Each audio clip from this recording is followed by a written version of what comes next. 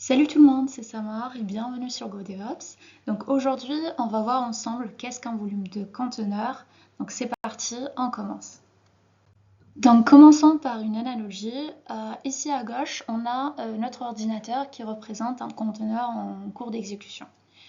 Donc si notre application elle écrit sur son fichier MyAppData, donc directement sur le disque interne, le message qu'on va recevoir c'est données perdues. Donc l'étiquette disque interne effacée à l'arrêt nous rappelle que par défaut, lorsque le conteneur il s'arrête, sa couche de conteneur, sa couche de travail, disons, elle va s'effacer. Après, côté droite, on a la solution de la persistance. Donc sur l'ordinateur ici à droite, on a l'application qui utilise une approche différente. Donc la flèche verte étiquetée montage mount /data dirige les données vers une périphérique externe que nous appelons le volume et on peut penser à ce volume comme une clé USB qui est branchée à notre machine. Donc dans ce scénario, le conteneur utilise du coup sa couche de conteneur, sa couche de travail ou autre, uniquement pour les opérations transitoires. Donc cette couche elle sera ignorée. Tandis que les données importantes elles seront vraiment écrites directement sur le volume externe. Et le message de résumé ici que j'ai mis, c'est que les données elles résident vraiment en dehors du conteneur, en sécurité sur l'hôte.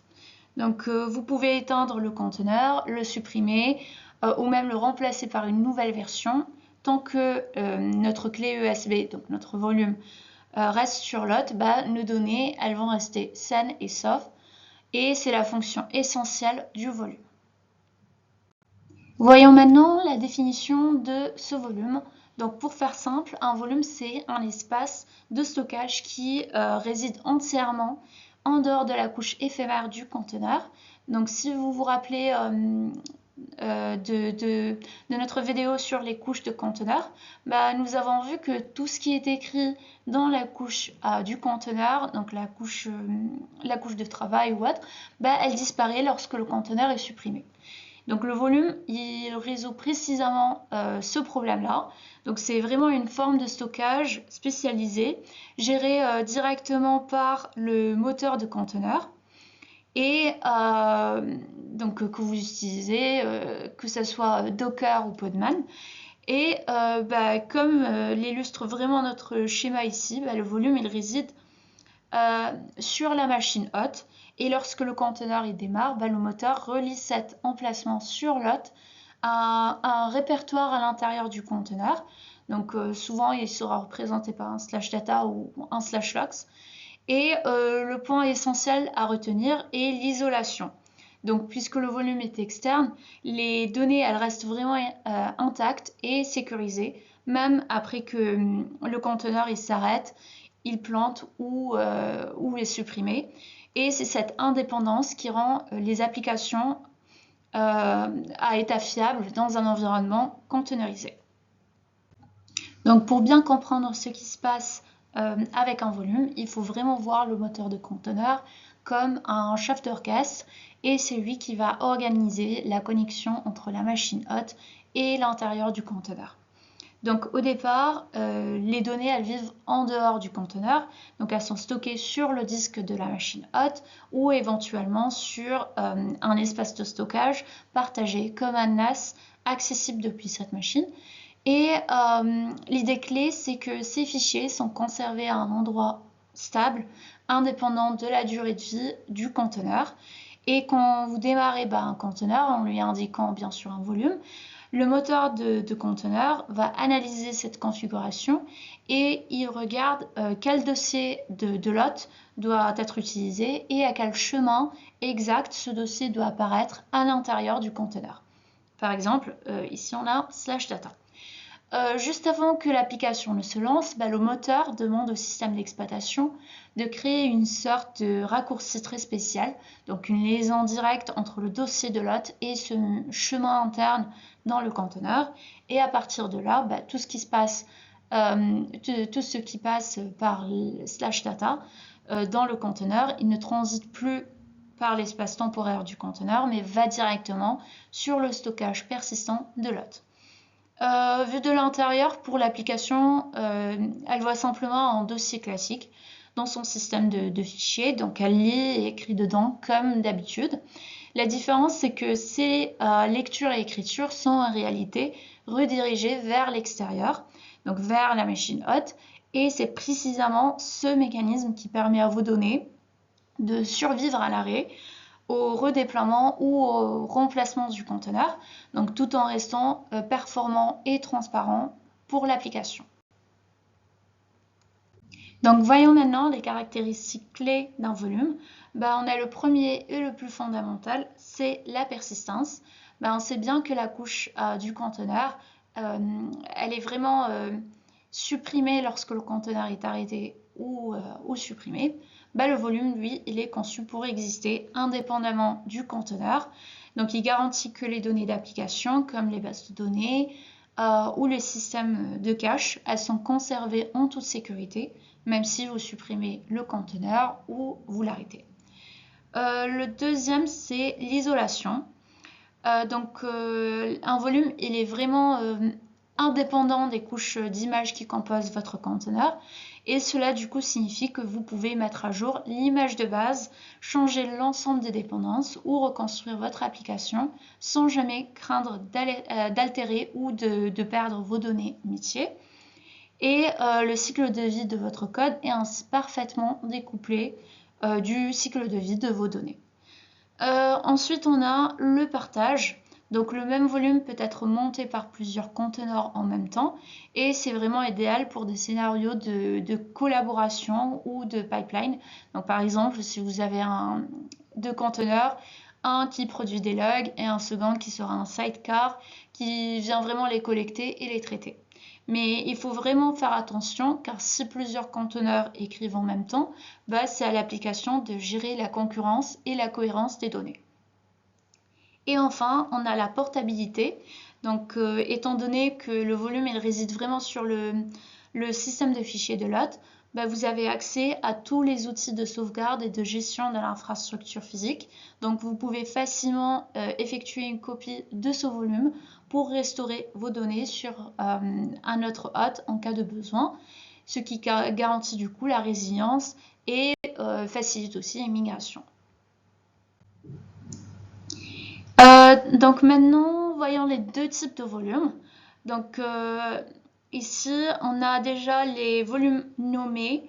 Donc un volume nommé, c'est vraiment un volume auquel on a attribué un identifiant que l'on peut lire et comprendre. Donc comme ici, on a AppDB Data. Et l'avantage principal, c'est la facilité de la gestion et d'audit. Donc le moteur de conteneur, il s'occupe de localiser ce volume sur la machine hôte et ces volumes sont à privilégier pour tous les cas d'usage à long terme ou bien sûr en production. Et le deuxième type, c'est les volumes anonymes. Donc ici, l'identifiant est généré automatiquement et il est souvent une longue chaîne de caractères aléatoires, ce qui les rend bien sûr difficiles à tracer manuellement. Et ils sont surtout utiles pour des stockages rapides ou temporaires ou pour des données jetables que vous n'avez pas l'intention de réutiliser après. Donc le point crucial à noter, c'est que les deux types de volumes, donc nommés et anonymes, sont vraiment persistants après la suppression du conteneur qui les a créés. Donc ce n'est pas le volume qui est éphémère, c'est seulement la couche du conteneur. Et du coup, si vous utilisez un volume anonyme par exemple et que vous l'oubliez, il continuera d'occuper de l'espace disque sur l'hôte jusqu'à ce que vous le supprimez explicitement. Donc c'est pourquoi c'est vraiment vivement recommandé d'utiliser des volumes nommés pour tout ce qui est critique car ils sont beaucoup plus faciles à gérer et à nettoyer ensuite. Donc voyons maintenant le cycle de vie d'un volume. Donc la première étape, ce sera la création. Vous pouvez créer un volume explicitement avec une commande du type Docker Volume Create ou Podman Volume Create, ce qui vous donne immédiatement un nom lisible. Le plus souvent, Docker ou Podman, il crée le volume automatiquement la première fois qu'un volume fait référence à un nom qui n'existe pas dans son option "-v" ou "-mount". Et dans les deux cas, le répertoire est provisionné sur le système de fichiers de l'hôte, mais aucun conteneur n'est encore lié. Deuxième étape, ce sera le montage. Donc au moment du démarrage du conteneur, Docker il effectue une opération de montage. Le répertoire côté hôte ou l'emplacement de stockage est rattaché au chemin interne du conteneur.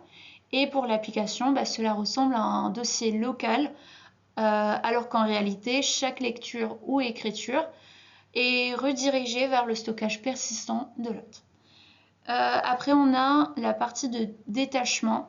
Donc, lorsque le conteneur s'arrête, qu'il le fasse proprement, donc par redémarrage ou à cause d'une erreur, Docker ou Podman va détacher le point de montage et la connexion disparaît. Mais bien sûr, les données, elles restent intactes sur l'hôte.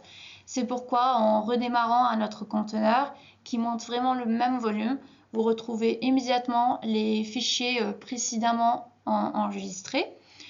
Et la dernière étape, ce sera de supprimer. Donc les volumes sont conçus pour persister. Ils ne disparaissent pas automatiquement avec le conteneur.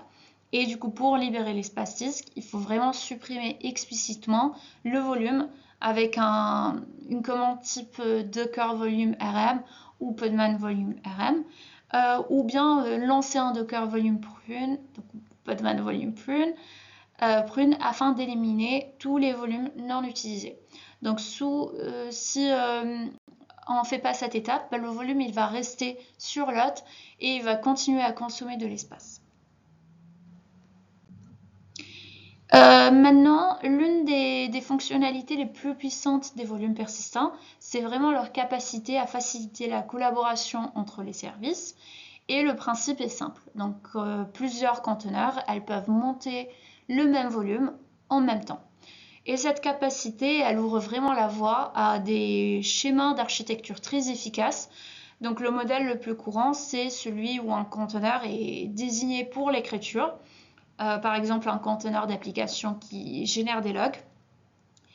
Et à la fois, on a un ou plusieurs autres conteneurs qui vont agir en tant que lecteurs, donc comme un processeur sidecar qui sera dédié à l'analyse ou à la transmission de ces logs vers un système centralisé. Et cette approche, elle garantit que les données sont facilement échangées et mises à disposition de tous les services qui en ont besoin. Mais il est vraiment crucial de comprendre la limite de cette fonctionnalité. Donc le volume lui-même, il fournit uniquement un espace de stockage partagé, mais il n'applique aucune règle de coordination ou d'ordonnancement des lectures-écritures, ni de verrouillage. Si vous avez plusieurs conteneurs qui tentent d'écrire en même temps dans le même fichier, vous risquez fort d'aboutir à des conditions de concurrence et une corruption des données. Par conséquent, la gestion de l'intégrité des données, elle reste entièrement de la logique applicative. Donc les développeurs doivent vraiment s'assurer que leurs services implémentent des mécanismes de synchronisation adéquates, tels que des opérations atomiques ou autres pour garantir la fiabilité de l'échange d'informations. Maintenant, voyons 5 cas d'usage typiques pour les volumes. Donc le premier, sans surprise, c'est les bases de données. Donc il est impératif de persister les tables, les index et les journaux de transactions. Et sans volume, la suppression du conteneur, elle entraîne l'effacement complet de la base de données à chaque fois. Deuxièmement, on a l'état applicatif. On parle ici en particulier des caches et les sessions utilisateurs. Donc l'utilisation d'un volume pour ces éléments, il va garantir que l'état important de l'application est préservé, ce qui améliore du coup la performance et la continuité du service. Troisième cas d'usage, ce sera le contenu généré par l'utilisateur. Donc cela inclut les téléversements, les rapports et les fichiers médias. Ces données, elles doivent vraiment être durables et exister indépendamment du code de l'application, donc peu importe la fréquence à laquelle le conteneur est mis à jour. Après, on a l'agrégation des logs. Donc, le volume, il offre un point de rencontre critique. Donc, les applications, elles écrivent leurs logs sur un chemin de volume dédié, permettant ainsi à un conteneur collecteur de lire ces logs et de les traiter efficacement. Et enfin, on a les fichiers de configuration. Donc, en montant un fichier de configuration, donc YAML ou autre, via un volume, vous pouvez modifier les paramètres de l'application directement sans devoir reconstruire l'image de conteneur, et cela apporte une grande souplesse pour le déploiement. Voyons maintenant pourquoi l'endroit où le volume est réellement stocké compte. Donc ici on a deux options. La première, c'est le stockage local. Donc lorsque le volume repose sur le disque local de l'hôte, le conteneur bénéficie d'une latence très faible et d'un débit élevé, car aucune traversée réseau n'est nécessaire. Donc c'est le choix privilégié pour les charges de travail qui effectuent de nombreuses opérations d'entrée-sortie, comme les bases de données relationnelles, les caches en mémoire ou tout autre service qui écrit de nombreux petits enregistrements par seconde. Et la deuxième option, ce sera le stockage attaché par le réseau. Donc les solutions comme NFS, SMB ou les services de bloc cloud, ils vont placer les données en dehors de l'hôte, et du coup ce saut réseau supplémentaire entraîne une latence plus importante et généralement un débit brut inférieur à celui d'un disque local. L'avantage majeur ici, c'est vraiment le partage. Donc plusieurs nœuds peuvent monter le même volume, ce qui est idéal pour par exemple la centralisation des logs ou le partage de configuration ou tout autre jeu de données qui doit être visible par plusieurs réplicas ou services. Donc il faut vraiment choisir la bonne classe, et l'essentiel sera d'adapter le stockage au profil d'entrée-sortie de la charge de travail. Voyons maintenant comment on peut sécuriser ces données. Donc, premièrement, on a les propriétés de fichiers et les permissions. Donc, avant de lancer le conteneur, il faut s'assurer que le répertoire de l'hôte utilisé pour le volume, il possède le user ID, group ID et les permissions POSIX adéquates.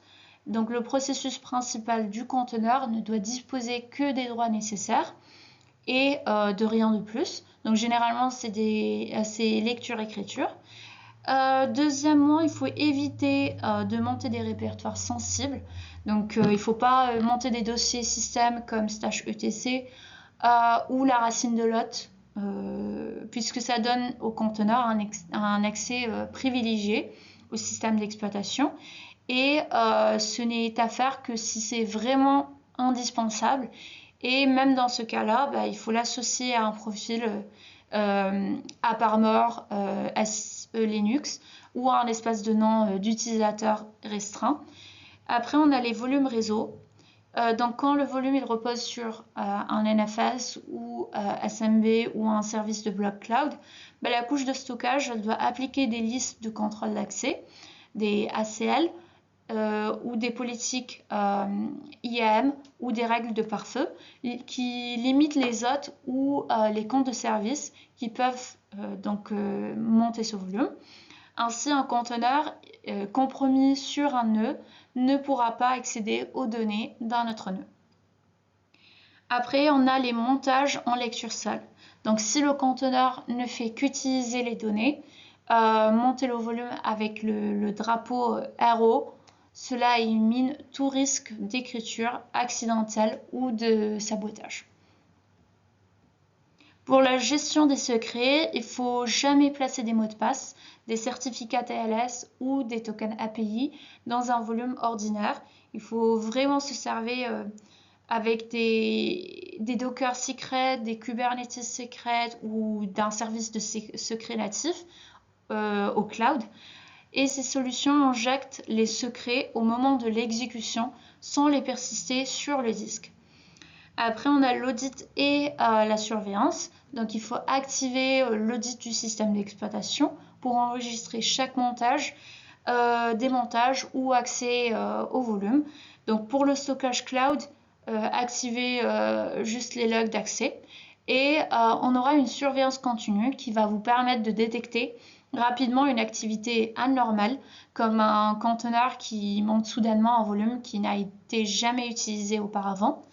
Donc en appliquant ces bonnes pratiques, donc les permissions strictes, les limitations des montages sensibles, les sécurisations des partages réseau, l'utilisation du mode lecture seul quand c'est possible, et l'externalisation des secrets et l'audit continu, vous réduisez considérablement la surface d'attaque autour des données de vos conteneurs. Une fois que le volume est créé, les données résident hors du conteneur, directement sur le système de fichiers de l'hôte, et cette architecture, elle rend les opérations de sauvegarde et de restauration très simples, puisqu'on peut manipuler le volume comme n'importe quel répertoire. Donc pour les méthodes de sauvegarde, côté hôte, vous pouvez prendre un snapshot du périphérique sous-jacent ou utiliser des outils de niveau fichier, donc TAR, ou des solutions spécialisées comme Resic, ou des produits d'entreprise comme Vim. Et dans le cloud, il suffit de déclencher par exemple un snapshot EBS, Azure Disk ou autre via l'API du fournisseur.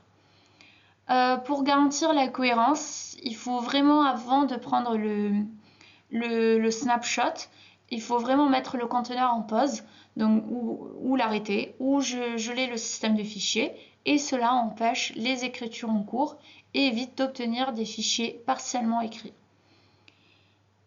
Pour la restauration du volume, la restauration, elle consiste simplement à décompresser le backup à son emplacement d'origine, puis on relance ou on remonte le conteneur et le conteneur retrouve immédiatement le fichier restauré. Pour la planification et la rétention, il faut vraiment mettre en place une planification, donc par exemple des sauvegardes incrémentales chaque jour, des snapshots complets chaque semaine, et conserver au moins 2 à 3 générations pour répondre aux exigences de Recovery Point Objective. Et l'automatisation peut se faire avec un cran ou via votre pipeline CI/CD ou autre exemple. Pour vérifier les restaurations, il faut vraiment effectuer régulièrement un test de restauration sur un serveur de pré-prod, donc de pré-production, et cela confirme que les archives ne sont pas corrompues et que la procédure de récupération elle fonctionne bien. Donc, qu'est-ce qu'il faut retenir de cette vidéo? Déjà, les volumes sont le pont entre les conteneurs qui sont immuables et les données persistantes. Donc, ils permettent de conserver les bases de données, les caches, les fichiers uploadés, les logs et les fichiers de configuration, même après un redémarrage ou une mise à jour du conteneur. Après, il faut bien choisir le bon type du volume. Donc, on a 2 types, un volume nommé et un volume anonyme. Après, la performance, elle compte. Donc, si votre charge de travail, elle exige une latence très faible et un débit élevé, il faut placer le volume en stockage local. Et si vous devez partager les données entre plusieurs nœuds, un stockage réseau fonctionne, mais vous devez vraiment accepter la latence qui est supérieure. Il faut bien sécuriser les données, donc définissez le user ID, le groupe ID, les permissions POSIX appropriées sur le répertoire hôte. Il faut éviter de monter des chemins sensibles du système, sauf en cas de nécessité bien sûr, et il faut imposer des contrôles d'accès sur les volumes réseau. Utilisez le drapeau read-only, donc RO, lorsque le conteneur ne fait que lire, et ne placez jamais de secrets dans un volume ordinaire. Donc servez-vous vraiment des mécanismes de secret Docker, Kubernetes ou autres. Il faut sauvegarder et préparer la restauration. Donc comme le volume il réside sur le système du fichier de l'hôte, vous pouvez faire des snapshots et le TAR ou le sauvegarde avec n'importe quel outil. Mettez le conteneur en pause ou arrêtez-le avant de faire le snapshot pour garantir la cohérence. Puis en cas de besoin, il faut copier simplement le backup à l'emplacement d'origine et remonter le volume. Et bien sûr, il faut tester régulièrement les restaurations sur un hôte de test de pré-production. Les cas d'usage typiques, donc on a 5 exemples ici, donc les bases de données, les caches, les contenus générés par les utilisateurs, agrégation des logs et les fichiers de configuration. Donc merci d'avoir regardé cette vidéo. Si cette vidéo vous a plu, n'hésitez pas à faire un like, à vous abonner et à activer la cloche de notification pour ne pas manquer la prochaine vidéo qui sera sur les réseaux de conteneurs. Et n'oubliez pas de laisser un commentaire avec vos questions ou vos suggestions de sujets. Et à très vite pour la prochaine. Merci.